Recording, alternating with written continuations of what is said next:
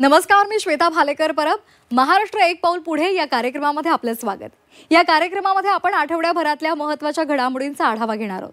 सुरुवातीलाच बातमी आहे शेतकऱ्यांसाठी. राज्यामधल्या पुरामुळे झालेल्या शेतपिकांच्या नुकसानापोटी शेतकऱ्यांना मदत देण्यासाठी 1339 कोटी 49 लाख रुपये निधी वितरित करायला मान्यता मिळाली आहे. मदत आणि पुनर्वसन विभागानं या संदर्भातला शासन निर्णय जारी केलाय, अशी माहिती उपमुख्यमंत्री अजित पवार यांनी दिली आहे. अमरावती विभागासाठी 565 कोटी रुपये, छत्रपती संभाजीनगर विभागासाठी 721 कोटी रुपये, तर उर्वरित रक्कम इतर विभागांसाठी वितरित केली जाईल. मुख्यमंत्री देवेंद्र फडणवीस आणि उपमुख्यमंत्री अजित पवार यांनी अतिवृष्टीमुळे बाधित झालेल्या सोलापूर, लातूर, धाराशिव आणि बीड जिल्ह्यांचा दौरा केला.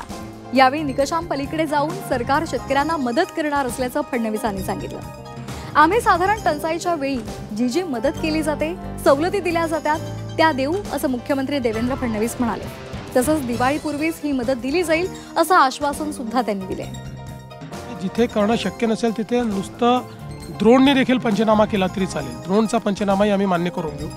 कोणी मोबाईलवर फोटो काढूनही आपल्याला दिला तरी तो पंचनामा आपण मान्य करू. काही अडचण नाही आहे. जास्तीत जास्त जी काही मदत करता येईल ती करायची. ही दिवाळीपूर्वीच आपण मदत देणार आहोत.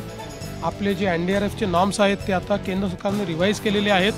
ते रिवाईज नॉर्म्स पूर्वीपेक्षा त्यांनी वाढवलेले आहेत. त्याच नॉर्म्सने आपण मदत करणार आहोत. देशभरात 22 सप्टेंबर पासून सुधारित वस्तू आणि सेवा कर लागू झालाय. या सुधारणा भारताच्या आर्थिक विकासाला नवी गती देणाऱ्या आहेत, असं मुख्यमंत्री देवेंद्र फडणवीस यांनी म्हटले. प्रसिद्ध गीतकार आणि शायर मनोज मुंतशिर यांची संकल्पना असलेल्या मेरा देश पहले the untold story of Shri Narendra Modi या संगीतमय कार्यक्रमामध्ये मुख्यमंत्री देवेंद्र फडणवीस बोलत होते.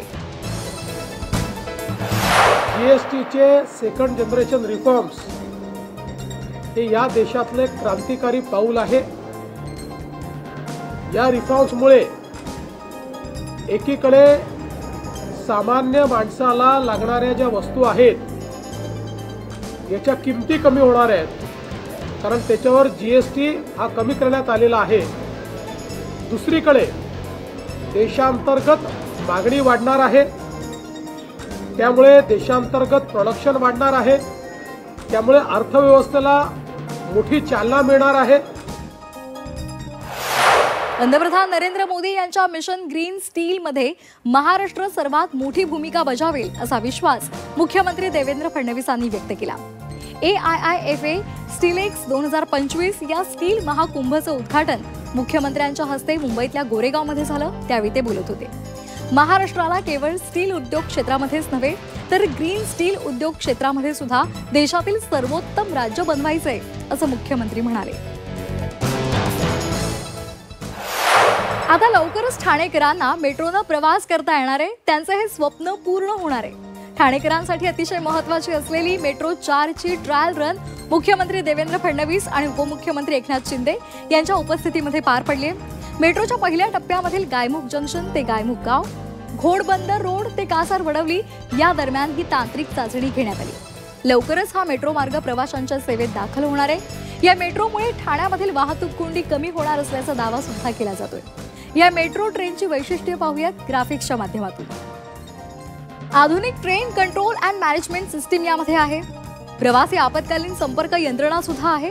त्याचबरोबर स्वयंचलित अग्निशमन शोध प्रणाली सुद्धा यामध्ये आहे.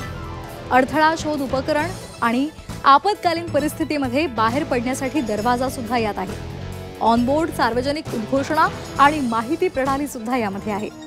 ऊर्जा बचत करणारी पुनरुत्पादक ब्रेकिंग प्रणाली सुद्धा यामध्ये कार्यान्वित करण्यात आली आहे. आता बातमी आहे लाडक्या बहिणींसाठी.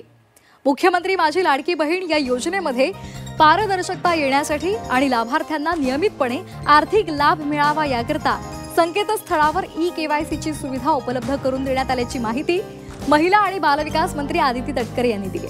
त्या म्हणाल्या, ही प्रक्रिया मोबाईलवरून सुद्धा सोप्या पद्धतीनं करता येईल. पुढील 2 महिन्यांमध्ये ही प्रक्रिया पूर्ण करण्याचं आवाहन त्यांनी लाभार्थ्यांना केलंय. या बातमीसह महाराष्ट्र एक पाऊल पुढे मध्ये वेळ झाली इथेच थांबण्याची. ताज्या घडामोडींसाठी पाहत रहा झी 24 तास.